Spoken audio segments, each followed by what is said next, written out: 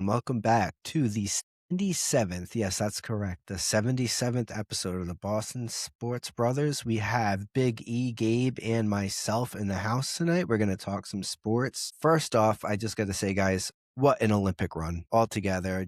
I thought it was probably one of the more better Olympics that I've seen. Maybe it's because I'm getting a little bit older and it's taken me, I don't know, like 18, 20 years to figure out what curling actually is, but I found myself enjoying it. We'll break all that down, but how you guys doing? What's up, brother? Good You to know, see I'm you all. doing okay. A little sore from the shoveling earlier this week, but happy to be here Yeah. and happy to be here with you two specifically. Exactly. We were talking about that and about how crazy the blizzard was, and we hope all of our listeners were safe and warm and, didn't experience any power outages. And if they did, they were safe and everyone shoveled out safely as well. I was telling the boys that I had to use a broom for the first about 4 or 5 feet before I could actually start shoveling. So that was very interesting.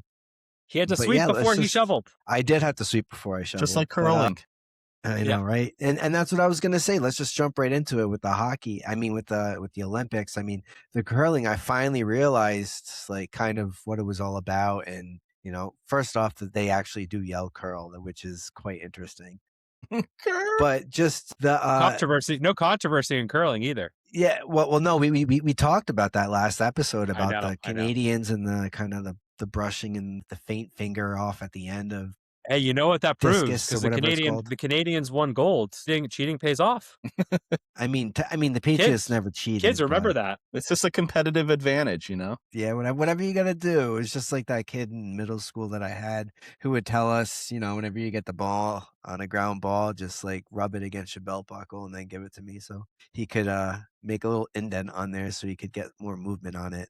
But anyways, boys, let's break down Gabe more so than you, just because you're kind of our hockey resident. I know for me, I thought it was just off the wall, both the men and the women's just off the charts as far as excitement goes, and having my attention just grabbed. Like we were talking pre-show, it was one of those games where I like knew the names. Couldn't really place them whether they were the US or Canada, but it was, as someone on Reddit said, the NHL All-Star game and in their opinion. So Gabe, I want to hear your breakdown. Absolutely. And that's just a testament to the Olympics and U.S. hockey. It gets people who don't typically watch to watch the sport. And that's huge because hockey is a sport that doesn't get as much viewers as compared to football or basketball and baseball. So, to have someone like you watching the game and, just you trying to figure out all the names and putting pieces to places, and it's just a testament to the popularity of the game, and hopefully that continues to increase. But I wanted to start with the women's because they did play first. The women's U.S. hockey team came out golden as well. They won 2-1 in overtime, and it was looking really iffy there. They were down 1-0 with like a few minutes left, and of course the captain Hillary Knight ties it up, and it's just complete elation. You kind of feel like things just tipped the right way for the U.S. women's hockey team. And then Megan Keller, a Boston Fleet player, scores an absolutely beautiful goal to win it in overtime. And, to see the Canadian tears is always a wonderful thing, especially in hockey where Canada invented the game, to kind of start off, the men's had yet to kind of get to this point. So it was really a great jumping off point to see the women's win gold. And it was just a great performance. And you could really tell how much it meant to the players. And so kudos to the women's team. They played great, and they dominated in the Olympics. They shut out mostly every team that they played, including Canada in the preliminary rounds. And Canada gave them a good run at the end, but they were a little bit too much. And again, the women come out golden. So that was a great game to watch. I was watching it at work just because all the times were kind of messed up with it being in Italy. And when that overtime goal went in, oh my coworker and I were just like screaming in the hallway. It was such a good feeling just to see them pull that one off. Did you guys watch the game at all, the women's one? So I did not get to watch it, unfortunately, just due to being at work and all that stuff. But I wanted to not cross sports here, but I do think it's really interesting how dominant they were, because in a way, I'm not sure if you felt like this, either of you, but They kind of remind me of like the US women's soccer team in like the 90s and early 2000s where they were just so dominant and so much better than everyone else. It's kind of like in some ways, I think we don't look at women's sports as highly as we should in the US because we dominate women's sports on a global market. And I just think like it's really cool to see it happen from a hockey side of things because I think we're used to it from soccer. And especially, hockey is, I think you look at our neighbors to the north in Canada, and that is their passion. So to be able to take them down with the women, and we'll talk about the men here in a second. But to me, I just thought that was really just like the cherry on top. And this was their third time winning it, second time winning it in the Olympics I think second, right? That's a good in a question. row. I'd have to look it up Either real se- quick. either second or third time winning it, which is just, again, speaks even more volume about, the women's hockey team and everything that they've had to endure from all the heckles and the jeers that they probably hear all the time from fans, and Yeah. just to be able to prove the haters wrong and be able to come out on top and say, I have the same exact gold medal that Jack Hughes has around his neck is a big thing. Just again, like we talked about, kind of proves to the testament of how big women's sports are actually getting and the recognition that it rightfully so deserves. Yeah. But yeah, let's Absolutely. let's let's jump to the men's hockey team because again, that was, another game that I myself was up Three-time at. winners. Three-time Three-time winners for the winners. women. That's So they won even they more won in impressive. 98, 2026, obviously, and then in 2018 in Pyeongchang. Okay. I think, you would expect Canada to kind of dominate that history, I guess you could say. But Only behind by 2. They got 5, yeah, we got 3, so we're chipping away. so that's the exciting part about the U.S. women's hockey is like now that they are only a couple gold medals away, like you said, Eric, it's kind of like U.S. soccer. You feel like they could go on a bit of a tear Mhm. here and pull off a couple with the talent they have on their team. But yeah, shifting to the men's, another absolutely incredible game. I'd be lying to say that U.S. looked like they were in control of that game for the whole game. They certainly played well in the first period, but Canada really took it to them in the second and third periods. And they were lucky to get out of there with an overtime win and a gold medal. If it weren't for Hellebuck, the goalie, shout out UMass Lowell, I don't think they would be in the position they are right now. And he made some incredible saves. He put the team on their back, and it's a huge reason why they are where they are right now. And I think we kind of touched on this a little bit. The overtime rules where it goes from 5v5 to 3-on-3. Some people some people being J-Matt didn't really J-Matt.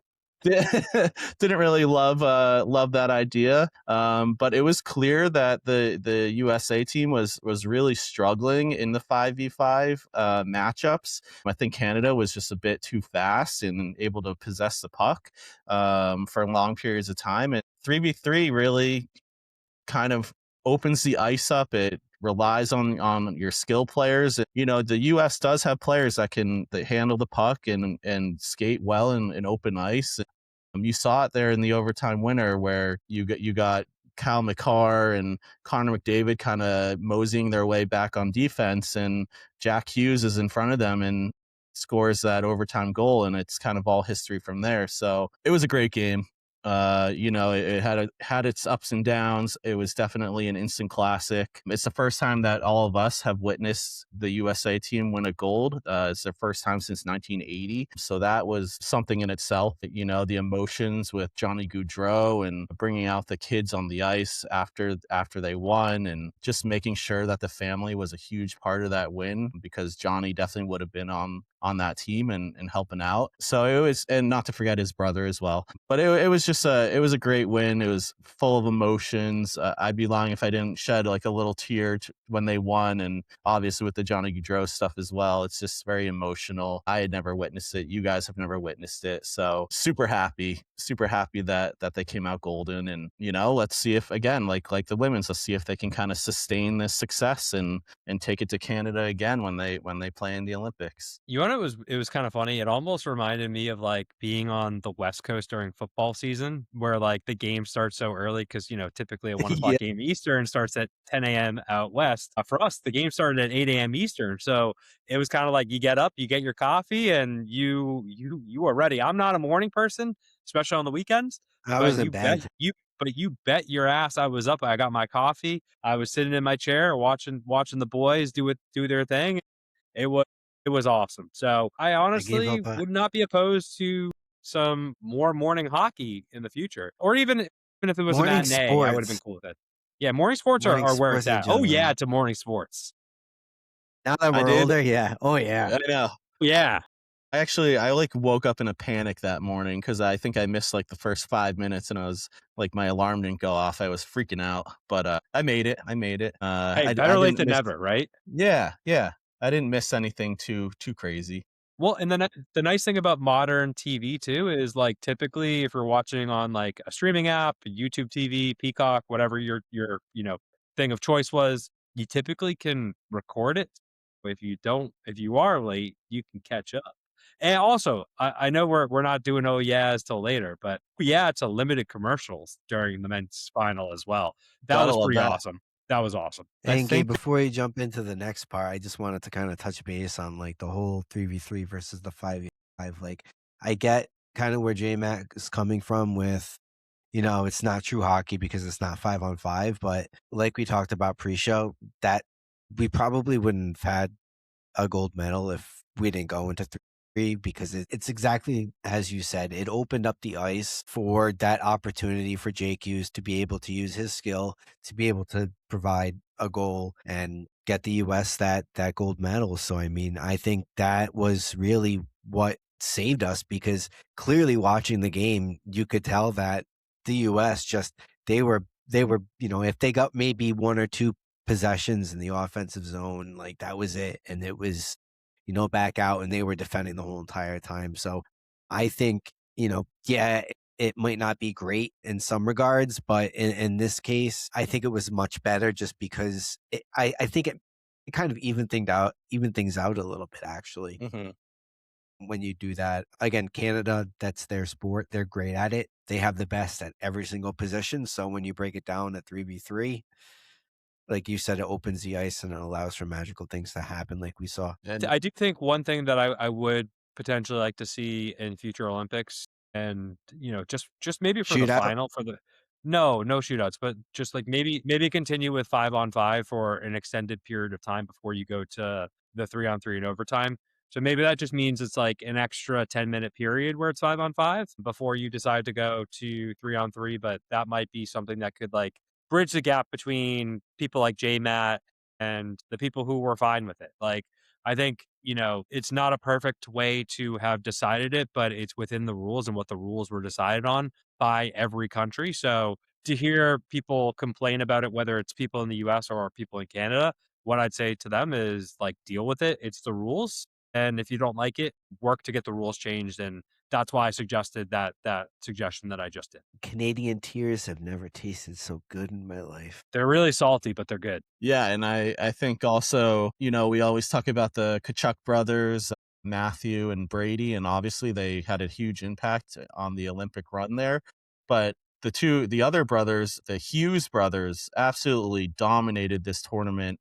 Brother Quinn Hughes, he scored that overtime goal against I want to say Sweden to help them move on into the semifinals, and then you got Jack Hughes who scored the golden goal. So really cool to see another kind of brother tandem step up and make a name for themselves, and their names won't be forgotten for a long time. So that was just great to see. I did want to touch slightly just on how our Bruins players did in Milan and in the hockey tournament. 8 Bruins players total that played. 4 of the 8 Bruins players came away with a medal, which is quite impressive.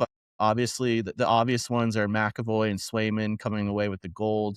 USA. Yeah, Swayman really dogged it for that one, but that's okay.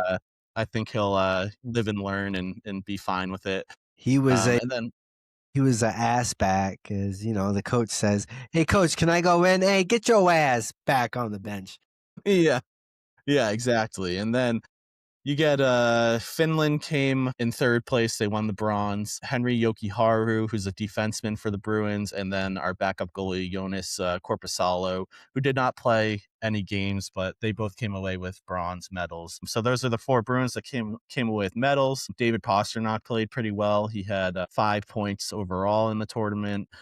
The Lindholms, Elias, and Hampus did absolutely jack shit for Sweden. And then there was a prospect on Latvia, Dons Lushmelis, who is a pretty exciting player. He had 2 goals in the tournament, and hopefully that will kind of help him jumpstart his career into the AHL and NHL. And I think that that's also kind of an exciting side note that came out of this. I think something I just want to touch on because you talked about the Lindholms, like really disappointed with the showing of Sweden. They are like basically, if you think about the nations that were basically all NHL player rosters, it was the U.S., Canada, and Sweden was the only one of those three to not get a medal. And two of their biggest pieces of their team happen to be big pieces of the Bruins. Absolutely shit the bed. I think the question is, I mean, is that a reflection of Sweden, or is that more a reflection of those two players and what their impact has been for the Bruins? Because I think there have been a lot of questions about the Lindholms individually in their time in Boston, and I'm not sure if they're pieces for the long term. I mean, it's a great question, Eric.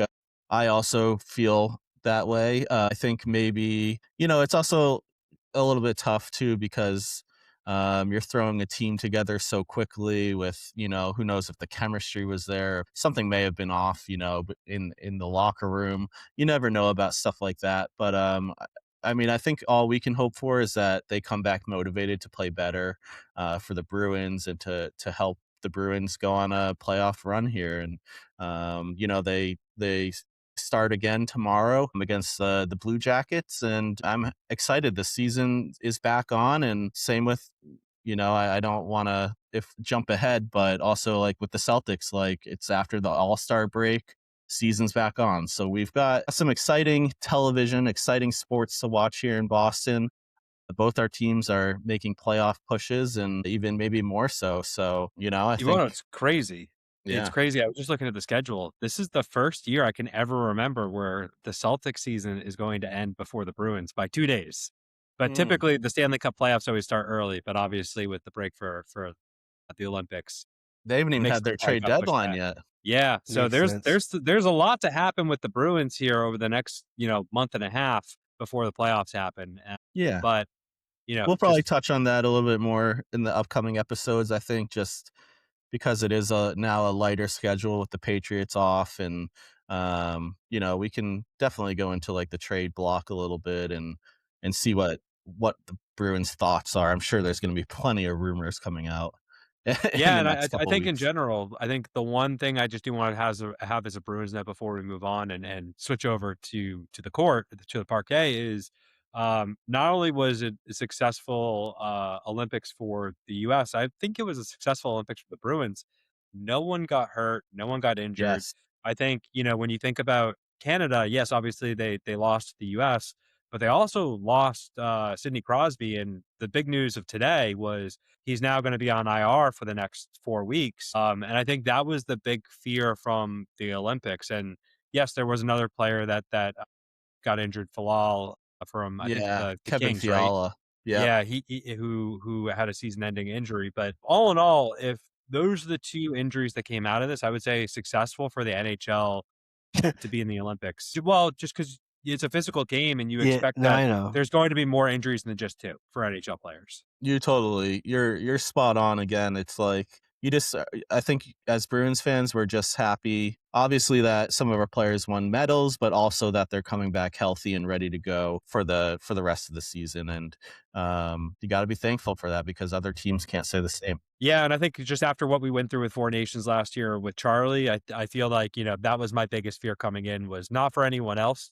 Well, maybe Pasta just because he's such a big part of the team as well. But if Charlie was going to get injured, just because he also got the elbow to the face literally right before the Olympics started, so it was almost like, oh, here we go again. So to have him come out in one full piece is better than anything I could have expected. Absolutely. And like you guys said, it's better than it's being someone else's team than our own team, but we don't like to see players getting injured. One Besides that, Well, go ahead. I would say before we switch over, we just want to do a little bit of a wrap up on where we stand from a medal count because it did Yeah, officially wrap. was just gonna do that. I was just gonna Yeah, go ask you ahead. guys if you had any final touches on any. Was there anything else from the Olympics that stood out to you guys? I think there's one other thing I wanted to touch on real quick, and it's Connor McDavid, and where he stands kind of amongst the greats right now in the NHL and in hockey in general. He's obviously a spectacular player. I don't think anyone in the NHL can touch his skills or speed, but he's lost a couple Stanley Cups now. He's lost the gold medal game. There's a lot of people kind of targeting him right now and his greatness, I guess you can say. So I just, I think McDavid eventually does win a Stanley Cup. I'm sure a gold medal is probably in his future as well, as much as I hate saying 100%. that. But at the moment, you can only look at time and space where it is right now. And he's getting a lot of flack for He was the MVP of the tour. he may have been, to be He honest. was He was 13 also, points. I think he won the Conn Smythe, which is like the MVP of the playoffs in one of the Stanley Cup runs, which is just like unheard of. Like he's never won like the big game, but he's still come away with like all these awards saying he's like the best player. So something to keep an eye on in the future. And I love watching Connor McDavid play, but is there something there that's preventing him from reaching the top? I don't know. Perception is everything, and I think you could also look at someone on the U.S. side as well, and Captain Austin Matthews, who has perennially been looked at as a loser, someone who can't ever win the big game, and maybe he gets that a little bit that monkey off of his back with winning with the U.S. team. So Yeah. Yeah. I'm not saying that I expect Toronto to make a lot of noise, but there's still a lot of games left, and maybe he comes back a little bit reinvigorated and sparks the Leafs a little bit as well. Let's hope not, because we have their Let's first round pick. I'm hoping that they don't, but Right. I just wanted to use the juxtaposition of No, talking about I gotcha. McDavid and talking about Matthews Let's because put Yeah. that I think they're flame both out. looked at like McDavid, I think, is obviously the more talented player of the two, and that's not taking anything away from Austin Matthews, who's incredibly talented. But I think they both have they're known for not winning the big one. So at least Austin Matthews can come back and say he's at least done that. Absolutely. 13 points, MVP. So, just to wrap it up, our most decorated U.S. athlete of 2026 for the Winter Olympics was Jordan Stoltz. The men's speed skating competition, he had 2 golds and 1 silvers. Eric, we talked about this briefly on the last episode. What a shit show that ice was. Gabe, you're a big ice guy. I'm sure you watched a ton of the Olympics. Any take at all about what's the word I'm looking for?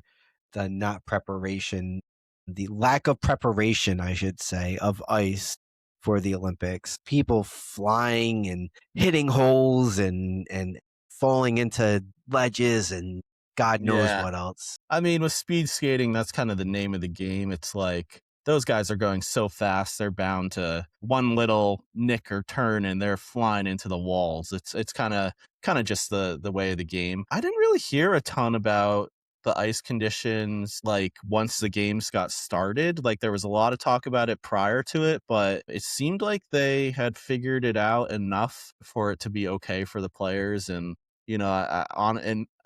I guess on my side, I just didn't hear much, you know, about it after the fact. So I guess Italy did a good job and the Olympic Committee did a good job in kind of patching that up and making it safe for the players to play on.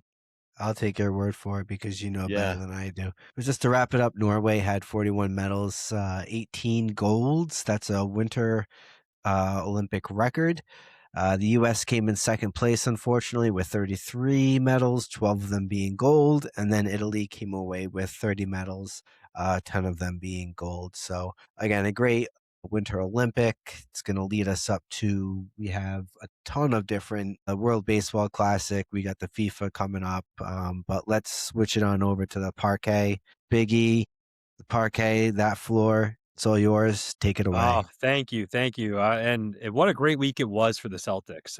Just in general, coming off the All-Star break, we really didn't have much participation at the All-Star break besides Jaylen Brown. we talked a little bit about this last week. Thankfully. Pretty stupid format that they had with the 4 Sucks. teams. Just very like I will give the NBA credit for a lot of things. They tinker, they try a lot of things, but sometimes they tinker too much and it just is not good. And that was not a good product. But Bring back the thankfully, real dunk contest, please. yeah, or honestly, I think they should get rid of the dunk contest, honestly, at this point. I want to see the half court heave be something that they could do. Peyton No Pritchard would props. absolutely dominate with that. Oh, yeah. That would be Him, cool, Steph actually. There Curry, are like some things they can tinker with. yeah, like there are things that they could do. I honestly have always found the skills competition to be the most fun night, like where they do the 3-point That shooting, is the kinda dunk cool. contest. I do actually enjoy that. More so than the game, but I Jason Tatum in digress. his rookie year hitting the Yeah. friggin' half court Yeah. shot to win it. That was So I think let's talk about the week that was. So the Celtics are on a West Coast road trip. They're about to wrap that on up tonight, but they are 3-0 on this road trip so far with 1 game left.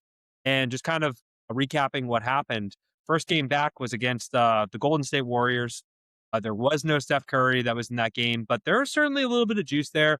First time that we were going to be playing Al Horford on the Warriors, and Kristaps Porzingis, who had been traded there from the Atlanta Hawks, had not played before the All-Star break. So he was making his debut with the Warriors against the Celtics. So both of them played okay, not great. I mean, just in general, it was a pretty dominating game by the Celtics. They did let the Warriors back in a little bit in the fourth quarter. I think it got to about 10 points. But in actuality, this game was really never, ever close. And it kind of was funny because I think it was kind of like what I saw someone had said, like, this was Joe Mazzulla's dream game because it was a game where they dominated, went up big, but then they let them back in a little bit. And so they had to continue to keep the effort and put the foot on the gas pedal all the way down till they were in the last minute of the game. So from Joe's standpoint, obviously dominate, don't let the team, really make it a game, but make it close enough so that they still have to really put forth their A effort in the game. So that was cool. Obviously, the thing that sucked with that was no Steph Curry. You always want to go up against one of the greats, one of the best. But really cool, JD had a triple-double, continue to show his impact to the game. And I think even hearing Draymond after the game talk about him, just talk about the impact that JB is having was really impressive. And I'm actually even going to talk about LeBron. someone else that I think we all collectively hate, who also talked up Jaylen Brown. We'll get to that after the next game. The next game was a nice little matinee, or not matinee. It was a nice way to ease into Sunday after our gold medal game against Canada. We had like a nice little break, and then it was a 6:30 tip, so 3:30 out west against the Lakers. Lakers played with their full complement. So they played with Luka, they played with LeBron, they had Austin Reeves, they literally had everyone. And we still absolutely dominated. And man, I love Marcus Smart, but it is kind of nice to be on the other side of it when you don't have him on your team and you see him on the other side. Jack up those 3, Marcus. I'm totally cool with it now. 3, I have not not been cool with going it before.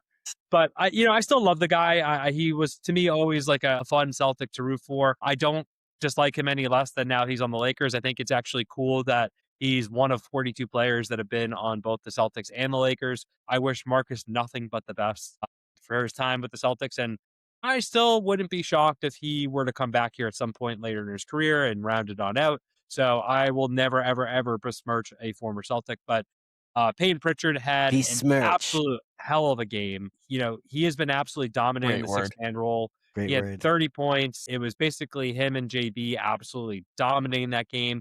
And then after the game, I thought something that was really interesting was LeBron really went out of his way to talk up not just Jaylen Brown, but that he should be not just in the conversation for MVP, but he's, in his opinion, should be one of the favorites. And I think, is that going to shift a lot of things with like the national media? Maybe not, but when you have someone like LeBron, who is a very prominent player, who has a very, very noticeable voice, I think that does carry some weight. So I know we all pretty much dislike LeBron, but I do have to say, like, I really like want to thank him for going out of his way to talk up JB. And I think the other thing that was also interesting from a LeBron James angle was prior to that game, the day before, Jason Tatum was out there golfing with him.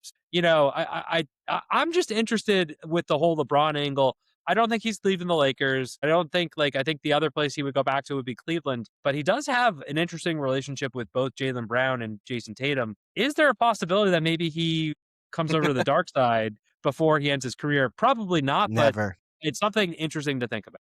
But one thing I really want to touch on before you move to the Phoenix game about LeBron and the whole Jaylen Brown thing is what they were really talking about. They were breaking down what LeBron said about Jaylen. And the thing is you can argue all you want about Jokic. You can argue all you want about SGA. But the thing about those two guys is their core has been the same for the last 2 or 3 years, whereas Jaylen Brown's core is completely different. That makes him way more valuable than either of those guys, in my opinion. Again, I don't have a vote for this, and my opinion is fucking moot to everybody else's, but that takes a lot of weight into it as well, in my mind. Yeah. Yeah, and I think Jaylen has had to alter his game in a major way this year. You know, not just stepping up to be the guy on the team, but he's had to focus in more on not just scoring, but rebounding and assists. His numbers are up across the board, right? So, Mhm. and you could say he's one of our best defenders, one of the best two-way. He is the best two-way player in the league right now. So I think when you look at his performance, you have to look just beyond numbers because the defensive side of that, I don't think is getting enough play as it should. And that's why I want to thank LeBron for talking about it, because I think he's shining a light to say that, like, literally, if you take him off this team, he is the most valuable player because this team is not where they are today without Jaylen Brown. So, Put um, your bets in now, folks. I didn't think that I was going to come into this week saying thank you, LeBron, but thank you, LeBron, I guess. Put that into your bets now, folks, because it's only going to go up if he keeps on doing what he's doing. And some guys are going to start getting eliminated from contention because of the 65-5 game rule. So rule. Jokic only has one more game left. SGA can only miss like 6 or 7 more games. Wemby, I think, only has a handful of games left before he's gone. And, you know, in my opinion, it should be a two-man race between Jaylen Brown and Cade Cunningham. And I think if you look at the two rosters, I think Jaylen Brown I can think it take should be it. Jaylen Brown. But I'm obviously a little bit biased here. So my You have opinion, a I'm going to stick vote. to it. Yeah, and I And don't have a vote. and you got to think about, you know, I know there's a lot of talk about Jason Tatum and his return, but how would that affect Jaylen Brown and his play moving forward? For me, I almost worry that, I don't know. I just, like, Jason Tatum's so used to being that alpha male on the team and kind of leading the offense, leading the charge. And, you know, obviously Brown has had such a great season, and I wonder if they keep kind of going to Brown as the number one guy and They let absolutely Tatum. should. They Yeah, absolutely They should. shouldn't. I They agree. shouldn't I don't change. think you change anything midstream. And, like, here's the thing: like, Tatum can still be that dominant alpha player, and, you know, one of the things that is a huge benefit is when you have him back, you should always have Jaylen or Tatum on the floor at all times, right? They will play together, and in those circumstances, they have played together long enough that they know how to bounce off of each other. So maybe Tatum needs to alter his game a little bit to defer more to Jaylen, but Jaylen is going to do what he can to put Tatum in a position to be successful, just like he does with all of his other teammates. So I'm not worried about the two of them playing together and coexisting. I think the only thing, and I brought this on up when we were talking with Corrales, is I think in order to get Tatum comfortable, because there are so many new guys, you got to just make sure that two of the 4 guys that are on the court with him are Yeah. guys that he's played with previously. Yeah. And then you White or start mixing in the Vujacic. other guys gradually so he gets some sort of Yeah. chemistry with them. But Yeah. I No, think I because of agree. that, he should be playing with Jaylen Brown because they do have chemistry and they do know how to play together. And, you know, we'll talk more about that when Tatum does come back. But before we get to that, let's just wrap up the road trip for what's happened. The last game was against Phoenix. It was a great win, 97-81. The Celtics really dominated the second and third quarters, 52 run that absolutely separated it. And to me, while I think the Lakers win was the best win on the trip, just because it was against the Lakers, who are, you know, a big rival, and they were fully stacked. You This know, is a statement. Jaylen didn't play in the game. Neither did Devin Booker, and Dylan Brooks is out with a fractured wrist. But I think the Fuck thing that guy. that to me, and I know we've talked a lot about Brad Stevens should be up for Executive of the Year. I candidly think that as much as I would love for him to win Executive of the Year, I would love to see Joe Mazzulla win Coach of the Year more, because to me, I think what Joe has done this year with this roster, Joe. especially with all of the new pieces that have come in and how they're clicking right now, sitting at 38-19, and hopefully will be 39-19 after tonight's game against the Nuggets. I mean, to do that with the players that played last night, you know, no Jaylen Brown, Derek White stepped into that 1A role and did a great job. But to see guys like Baylor Shireman, guys like Ron Harper Jr., my guy, Hugo Gonzalez, like Ooh, the big contributors. There's that one play that has been going around on social media where Harper goes and blocks a Suns player, and as he's going back, him and Harper on the baseline, and they dap each other up.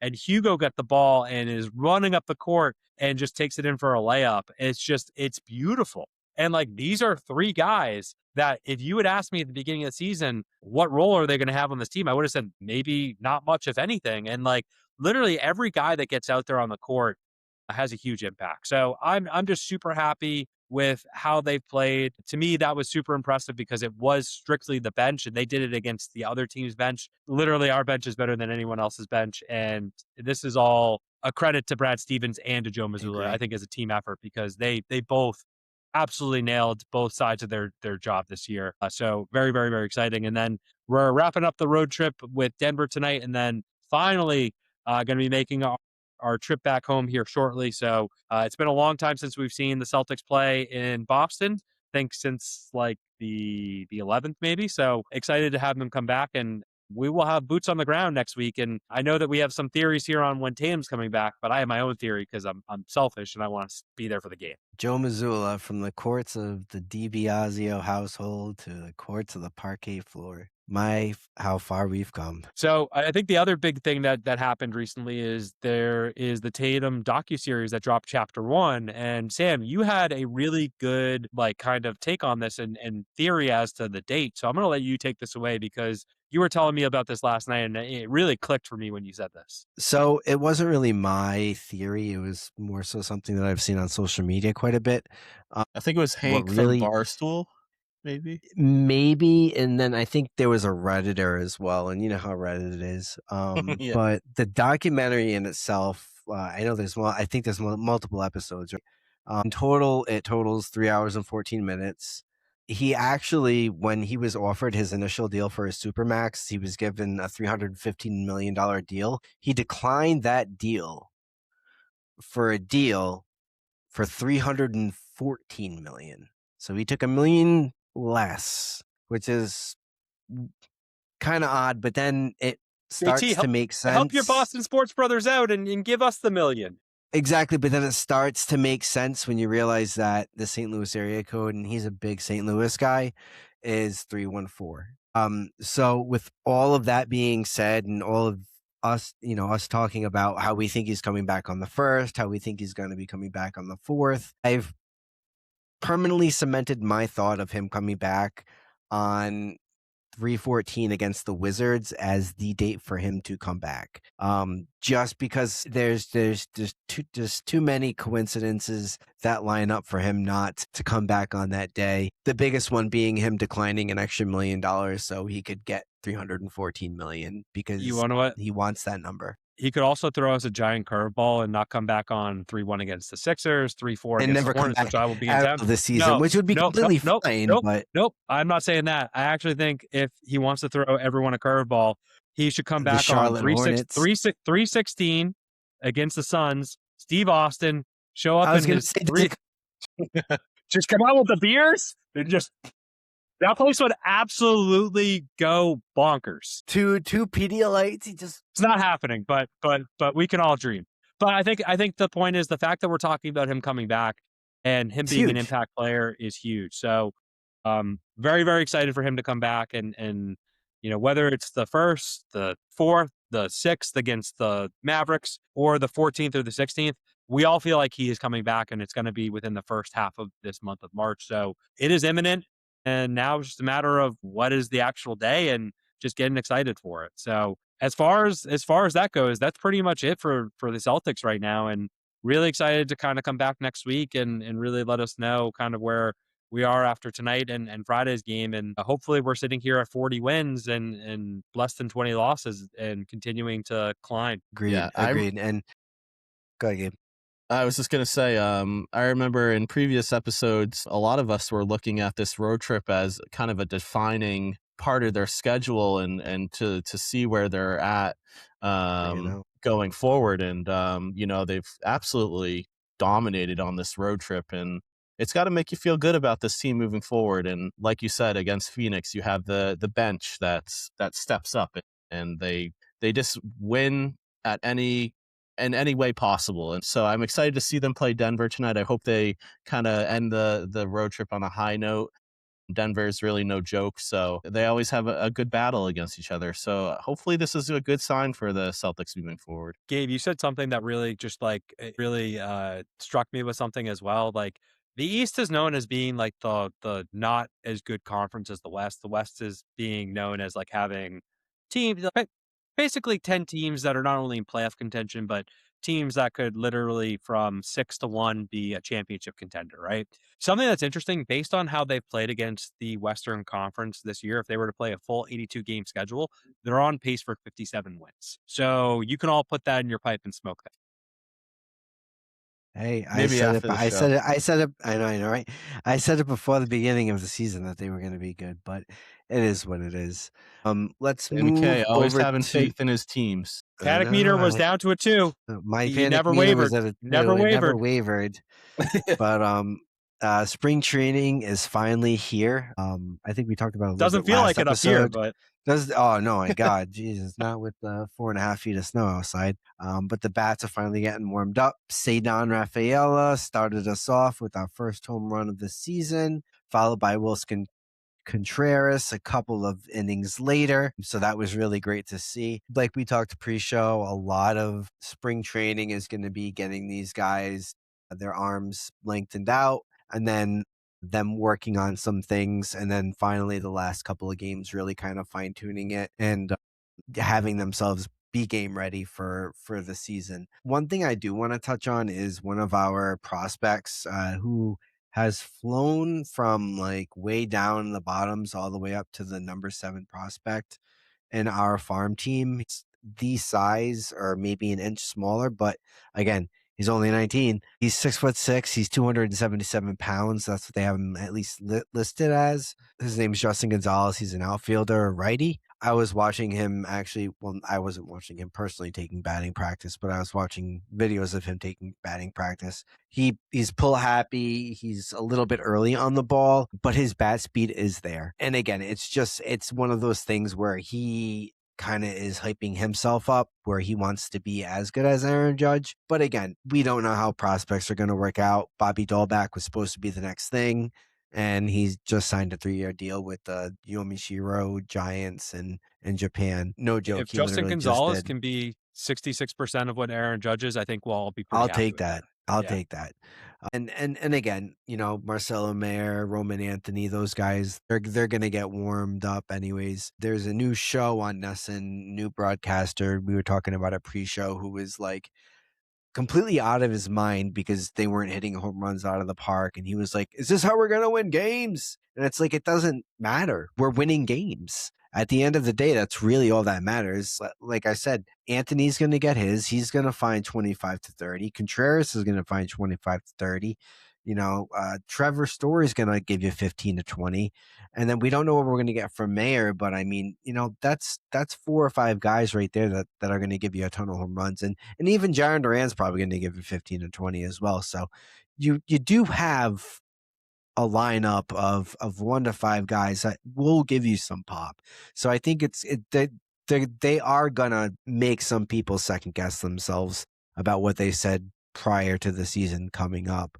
But like I said, before we know it, these guys are going to be warmed up to 5 or 8 innings pitched, and summer's going to be here, and that snow out that we just got hit with is going to be melted, boys. The other thing too, Sam, and we talked a little bit about this with Jabbai, is, I still think that they need more pop, and I know that other people do too. It doesn't have to come now. It can happen at the trade deadline later in the season. I just want to see that happen at some point during the season. And it can come internally as well, right? Like, Pluto could surprise us. We could have I don't know if anyone Mayer saw him go off. running. Maybe He Mayer was can go off sprinting like and rip, crazy, so let's see what happens. full I don't face wanna I mask. don't wanna I don't wanna punish them for something that they haven't done yet, and I think I also wanna, like, open up the possibility to giving them credit for something that they could do in the future as well. Obviously, not gonna give them credit for something that they haven't done, but knowing that that's something that is an avenue to help add to the team, depending on how they play throughout the first half, I think that's something that Breslow has to explore is potentially adding a big bat at the deadline. And I think that's something that we as fans are going to be keeping an eye on as well. And I do Yeah. wanna play devil's advocate because if Tristan Casas does come back and he is able to produce at the level that he did once was, and that's what they're banking on, and I hope that's not what they're banking on, then we're in a really, really good spot because like I just said, I mean, I saw him the last couple of days, he was doing agility drills and yeah, he was in a full face mask, but I mean, the guy was he was fucking running. He was really I running don't think they're hard. banking on it, and I think that I like the fact they're not banking on it because they're giving him the ability to do it, but they're not solely He'll be saying, in "All right, AAA like." to start the Yeah, season. but they're also not saying, "Hey, you're gonna be our everyday first baseman." Like, let's see what he can do, and if he Well, that's gets why the healthy yeah. enough and, he's playing at an unbelievable clip in AAA, yeah, give him the opportunity. So, I Maybe think they it's trade him smart. for a I think big bat. maybe that too. I like the way that they are managing the whole thing with him because at the end of the day, like, it's only gonna add to the team, whether it's him coming on or, like you said, trading him for another piece. So, like, I think it's smart to not rely on him, but to know that he's waiting there in the wings. Exactly. And I That's think I for mean that, I was just gonna say, I think for that guy that you heard on Nesson talking about the home run, like it's just one way to win the game. There's plenty of other things that this team can do that can help them win games. You know, they're not going to be the Yankees, they're not going to be the Dodgers hitting home runs out of the park all the time, but the projections are really low on this team with home runs, and I don't think they have really many projections of players hitting over 20 home runs this year. I think they're going to blow that out of the water. I really do. I think some of these players are really going to click this year. I think that they will hit the long ball at a, oh like a yeah. mid-level range, and that should be Chicks dig enough. it. Chicks dig Chicks it. dig the long ball. They like the Hey, So long ball. dudes dig the long ball. Carlos Narvaez, he's gonna be, your full-time catcher. So a lot of these guys, Willie Abreu, I guess, completely cut sugar out of his diet. He's no longer drinking soda. I don't know really what that has to do with anything, but I guess he put on a lot of weight. And then he also has been taking not just specifically from a left-handed angle, but he's been taking the majority of his pitching from a pitching machine that gives it a lefty angle, so it looks like it's coming on the left-hand did you side. see So Willier's bat break from just like on checking? the check swing, yeah. That was But crazy. that's Willier's biggest thing is he can't hit lefties, and if he's able to hit lefties, he is a guy that will give you 30 home runs a season. Easy. And like you said, you thought he was the biggest acquisition from a hitting standpoint for the team. I think obviously we would agree that Ranger Suarez is probably the biggest acquisition for the team just because he's a legit number 2 starter to go with Crochet. But I think that's probably the second biggest addition in the offseason is Contreras. I agree. Contreras has been, he was also a catcher, so he'll also help out Narvaez and, calling games. And he's also got Jason Varitek to help him out as well. So, a lot of mentoring from some really, really good catchers that know how to call games. So Well, I'm pretty excited about this team. and that's the beauty of spring training. We got a lot that we'll be able to talk about over the next month plus before the season gets started. And I think it's a good time here to transition us to my favorite time of the week, favorite time of the segment or the show. Talk about the things that the things that I don't like, the things that suck, the things that stink. You don't want to get out of bed when you think about these things. They make you go, yeah, oh, smelly, get out of here, right? And then there are the things that are awesome, wondrous, stupendous, the things that make me want to jump out of bed in the morning and yell from the top of my lungs, yeah! Who's gonna yeah oh or oh yeah this week? I'll start off. I mean, we kind of talked about it, but just want to give another final oh yeah to the men and women's hockey team. Tremendous wins for them both. Exciting overtime wins against Canada, bringing home the gold. Never seen a team so sad to receive a silver medal in my life, but hey, we took the gold, so that's the oh yeah from me. I have another oh yeah. I don't know how you guys might feel like it's a yeah oh, but a little bit of spiritual mindfulness will really make it feel like an oh yeah. And that is the blizzard of 2026. I personally thought it was one of the most beautiful things I've ever seen. It was absolutely crazy outside as far as it looked. The amount of shoveling that we had to do, the amount of pain that I have in my arms that I didn't realize I had muscles in my hands is insane. But you just throw in an extra chicken breast and a little bit of extra pasta and you'll be fine. It's not a big deal. You just get Yeah, rid of the no pain, snow. no gain, right? And like, as much as like the snow is a pain in the ass, like, yeah, get a little physical activity out there. Obviously, don't push it too much. Do it Take in your shifts. time. It's a Yep. marathon, not a Hey, sprint. listen, I couldn't get everything cleaned up by the end of day Monday, so I took time on Tuesday to also help get things cleaned up. And hey, it took me like 5, 6 Just doing hours, a but few I got it inches at a done. time. I got it I done, and I feel great because I got earned my workout both days. I do love this as an oh yeah, because obviously you could be super negative about all the snow that we've been getting this year, but it kind of like brings me back to my childhood a little bit too, and like when we used to get a ton of snow in Andover, and we'd dig out forts, and kids from the neighborhood would come around, and it was just like a great time. And you think about the kids now, and they're able to experience that as well. Maybe play some pond hockey, or whatever they want to do.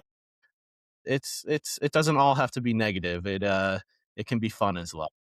I Ed think it's did also like, pay I was gonna say Ed did pay my dad did pay some kids, some neighborhood kids today. I think either like 50 or $100 to dig his car out. So like, that's they were like walking like door to door to see if anyone needed a hand to get dug out. So, I love that's that. that's the beauty of those things. Like people get all irritated because they have to go dig snow, but like we're talking about, if you just take your time, you know what? Yeah, it's a fucking 5 foot pile.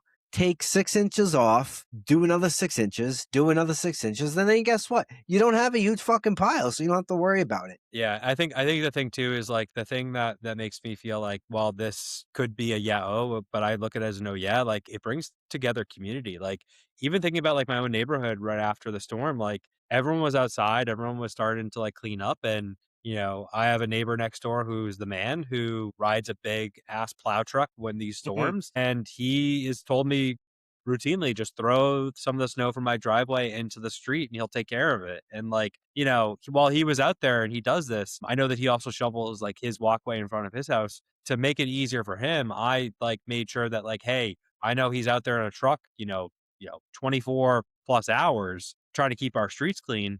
Least I can do is help clear the sidewalk for him. So, it's nice to be able to do those for people that do nice things for you. And that's the beauty of community, like in stuff like this, like people all show up. Yeah, you took the words right out of my mouth. It's like neighbors helping neighbors. You put all the bullshit, whatever, aside, and you just be a human and help each other. And that's really what these storms bring out in our communities. And it's great to see. It's great to see everyone helping out each other. Yeah, Another and let's great just hope that this aspect is the of it last storm for the season, and that's all I'll say about that.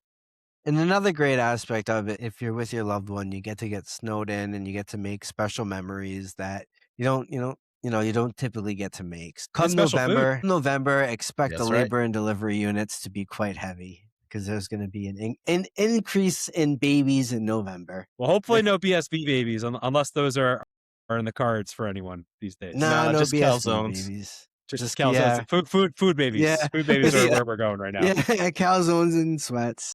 And the last oh yeah that I have is it's not sport related, but we kind of hop all over from I think we're the three that's music. watched it. Yes, we What's are. that? I We think are we're the the We are the three three that that watched it. watched it. Yeah. So yeah, again, Get up, sir. it's I'm a huge Game of Thrones fan. Just the lore of it all, just the you're either Lord of the Rings, Game of Thrones, Star Wars, whatever the case is, a mix of some of them. I'm all three. Exactly. I'm specifically, not that I don't like Lord of the Rings, but I am like completely instilled as far as Game of Thrones lore goes, down to like actually knowing some High Valyrian, as fucked up as it sounds. I can make a dragon fucking burn you down, so don't fuck with me. Cars. And Dracarys, and I can make it halt. Umbas. Umbas. I can keep going, but I won't. So Vase, let's fly. Anyways, but yeah, no. The Knights of the Seven Kingdom, for whatever the D&D Dave and whatever the other guy's name is, that completely David and ruined Bemwoff and I forgot the other guy's name. Daniel or Yeah, something like Weiss. that. They completely ruined Game of Thrones season 8. I don't know if it was them that did the actual directing for Knights of the Seven Kingdoms, but it was absolute pure cinema. Pure to the books. It was everything that you could completely ask for. The acting was just completely on point. The casting for all of the actors were completely on point. And it starts to tie your Game of Thrones that we know, that started everything into a show that kind of prequels it. It takes place literally halfway between House of the Dragon and Game of Thrones, so it's cool because it's like, you have 2 bookends that are 2 other series, but this is its own independent thing. And I think the thing that's cool about it as well is there's no dragons. It's more about a Yeah. smaller tale around just like people. And the cool thing about it is like I said, the ties they tie in because Tywin Lannister, for instance, no pun intended, was Egg's cupbearer when he was a kid.